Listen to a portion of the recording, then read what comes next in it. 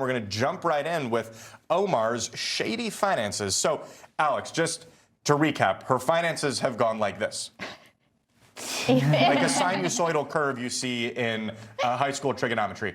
How much trouble is she in, legally? I mean, because you can't lie on these documents. Where there is smoke, and there's definitely a lot of smoke, there's fire. It's like the Palisades of LA level fire. I don't know how you go from being valued at 30 million or so to then saying that you made 200, possibly, maybe 1,000 in a year. Lots of red flags.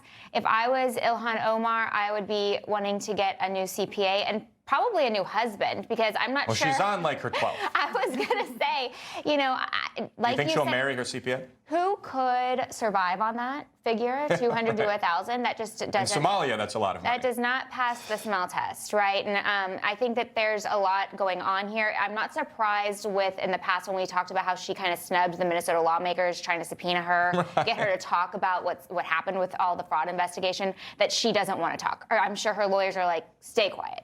So, Daniel, I believe that this current husband, her husbands and her finances are very confusing and sometimes overlapping. This is her political consultant husband, right? I think so. Tim Minett. Okay. So always marry your political consultant. Well, you know, maybe she's going to end up marrying her CPA. And then they leak on you. Right, especially if they don't charge you. Well, so here's the thing. What I'm wondering is, do you think that there is anything that Ilhan Omar could do that would make Democrats say, all right, we're going to pump the brakes? Every 2 years, about 40% of the Democrats in her district vote for someone else. But nationally, obviously, she is one of their top figures. Do you think she could do anything that would make them say, we're going to second guess this massive embrace we've done of her?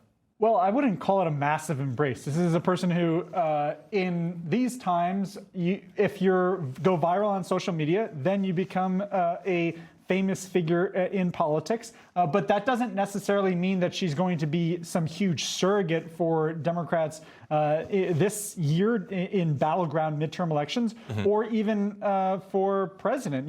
I just highly doubt that John Ossoff is going to like, oh, I'm going to use her all the time on the campaign trail. He's going to use all people who don't have these types of scandals, obviously.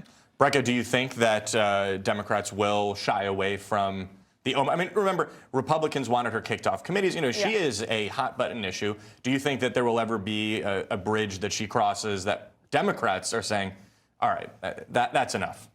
Matthew, I'm waiting for Democrats to come out and say that alcohol and liquor and wine sales are down. And that's what they're blaming it on. You go from millions of dollars to $200, and they're like, well, there's your reason. Right. No. And then basically the point is you have Graham Plattner coming in with the Nazi tattoo. You would have thought he would have been sacked a long time ago. So I don't think there's any. There's really no bridge too far for Democrats on almost any of these things. And just to remind our audience. I think it's the Trump phenomenon. If Trump can survive all of these scandals, then Democrats, even a lot of Republicans, different than but a lot of them are thinking, but Democrats are trying. Donald Trump Democrats are trying to have and we can't take a bad photo. Ilhan Omar, she can take plenty of bad photos. She can take a lot. And we also know where the money comes from with Trump. It's hotels. He had a real business.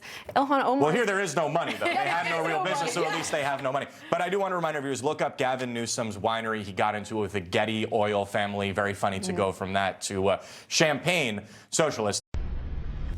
Information. Truth is freedom. Is Newsmax. It's real news for real people.